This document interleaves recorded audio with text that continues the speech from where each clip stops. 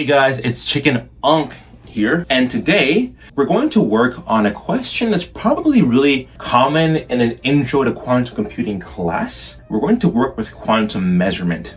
We're given 4 different quantum states here, and in every case we're going to ask the same question. What is the probability of measuring +1 for poly Z? And the interesting part is that 2 states that are very physically different are actually going to give us the same probability measurement. So this is going to give us a very good example of how the Born rule works, how density matrices work, pure versus mixed states, and how choosing the right basis for measurement is very important. So our observable is the poly Z. So an observable is simply something about a quantum system you can measure.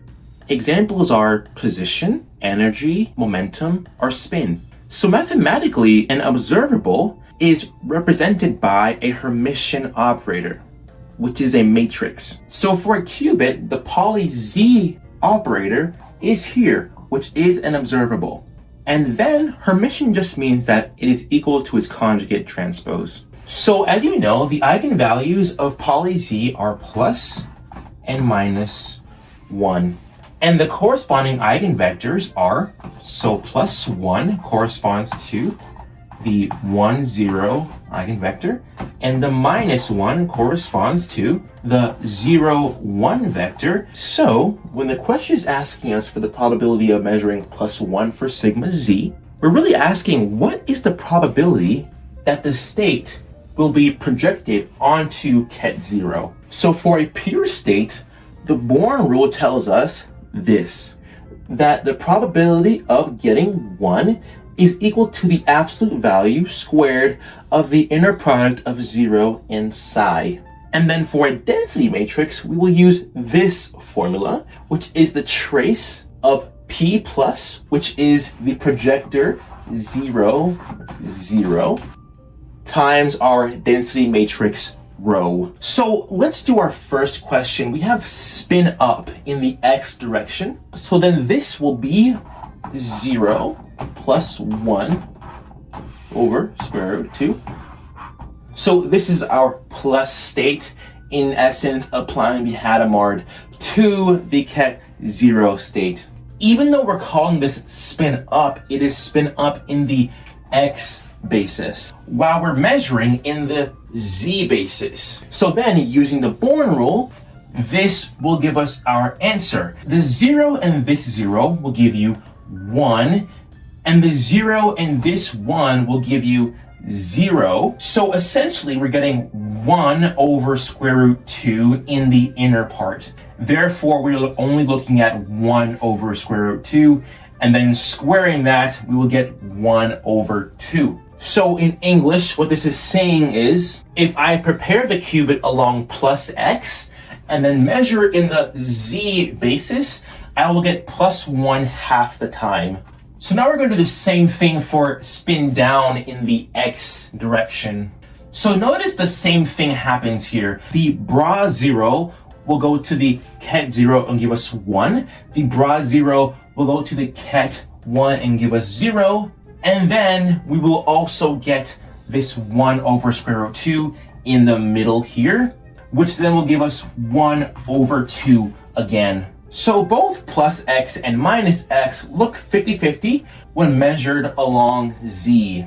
So now we have psi, which is equal to 1 over square root 2 of up x plus down x. So we're going to substitute our definitions in here. So notice that the ket 1 and the minus ket 1 will cancel and give us 0. And then the ket 0s will add. So inside we will get 2 ket 0 over square root 2. Since we have 2 ket 0 over square root 2, when that is multiplied by the outer 1 over square root 2, we will get 2 ket 0 over 2. And then we will get ket 0. So this is a very important point. We didn't randomly choose up x or down x, we added their amplitudes. And because the quantum amplitudes interfere, the ket 1's amplitudes will destructively interfere and the ket zeros will constructively interfere. So since we have psi is equal to ket zero, we can now measure using the Born rule. This here, and since this is 1 squared is 1. So this state gives +1 with certainty. So this is the last state we are looking at. As you can see, this looks very similar to our last question. However, it is different. Here we are working with a mixed state. Question 3 was a coherent superposition. However, here we have a classical mixture. It means half of the time prepare up x, and then half the time prepare down x. In other words, there is no fixed phase relationship between them. Now you're going to write these two projectors. So if you are unfamiliar why this is the case, this is the same thing as saying 1 over square root 2 of ket 0 plus ket 1, and this vector is 1, 0, and this vector is 0, 1, which is why we add component-wise, we get 1, 1, and the 1 over square root 2 is still there. So these are our projectors. Imagine this is in here and this is here. So adding these matrices, we will get a 0 here, a 0 here, and then 2 here, and then 2 there. So we have 1 over 2 times 2, 0, 0, 2. And then the outer 1 over 2 will multiply times the outer 1 over 2 and give us 1 over 4. So we have 1 over 4 times 2, 0, 0, 2. So then we will get rho equals 1 over 2 times the identity matrix, which is equal to 1 over 2, 0, 0, 1 over 2. Now for a density matrix, we have this rule. So the projector onto the +1 eigenstate is ket 0, bra 0. So this is the projector onto the 0 state.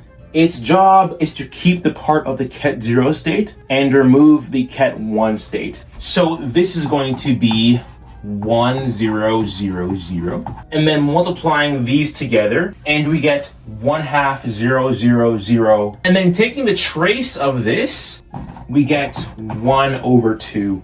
So this is the really important part of the exercise. In case 3, the probability of measuring +1 gives us 1. But the seemingly similar mixture for question 4 gives us 1/2. That is because quantum amplitudes interfere while classical amplitudes do not. In a pure superposition, the amplitudes maintain a phase relationship, which is why the interferences can destructively interfere or constructively interfere.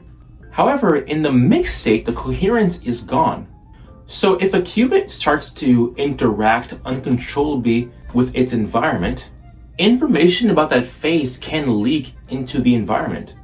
Instead of behaving like a coherent superposition, it will start to behave like a mixture. Symbolically, 3 can lose coherence and start behaving like 4. Coherent answer, incoherent answer. So fundamentally, the phase information has been lost. Thank you for watching.